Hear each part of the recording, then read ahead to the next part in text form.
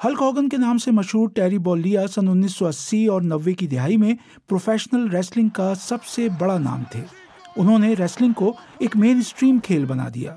उन दिनों वो WWF नामी रेसलिंग के मुकाबलों का चेहरा बन गए और उन्होंने इन मुकाबलों की बैनुल-अक़वामी पहचान बनाने में अहम किरदार अदा किया। हल्क हॉगन के ऑफिशियल इंस्टाग्राम अकाउंट की पोस्ट में कहा गया है कि हम बोझल दिल और गहरे दुख के साथ तस्दीक करते हैं कि हमने एक लेजेंड को खो दिया है। वफात के वक्त हल्क हॉगन की उम्र 71 साल थी और वजह दिल का दौरा। सुनहरे बालों और सुनहरी मूंछों वाले हल्क हॉगन की वफात जुमेरात को फ्लोरिडा में अपने घर में हुई।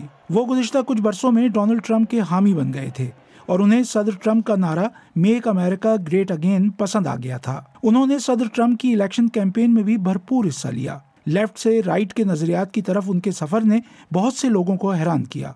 सदर ट्रंप ने अपने ताज़ियती पैगाम में कहा है कि वो एक मजबूत, सख्त और ज़हीन इंसान थे, लेकिन ऐसे इंसान जिनका दिल बहुत बड़ा था। 1981 में ट्रंप टावर में आंद्रे दी जायंट के साथ उनका मुकाबला प्रोफेशनल रेसलिंग की तारीख का एक बड़ा मुकाबला बन गया।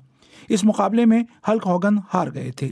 इसके अलावा रैंडी सैवेज और उनकी प्रोफेशनल दुश्मनी रेसलिंग की तारीख में हमेशा याद रखी जाएगी। 1986 में रैंडी सैवेज जीते, लेकिन 1979 में हल्क हॉगन ने WWF चैंपियनशिप जीतकर हिसाब बराबर कर दिया। रेसलिंग के अलावा शोबिज भी उनकी वजह शोहरत बना। उन्होंने मशहूर फिल्म रॉकी 3 में सिल्वेस्टर स्टेलोन के मद्दे मुकाबिल एक रेसलर का किरदार अदा किया। टीवी पर उनका reality show Hogan knows best भी काफी मकबूल हुआ। अदाकार सिल्वेस्टर स्टेलोन ने हल्क हॉगन को खिराज तहसीन पेश करते हुए कहा है कि वो एक शानदार शख्सियत थे और उनकी हैरत अंगेज महारत ने रॉकी 3 को एक कामयाब फिल्म बनाया।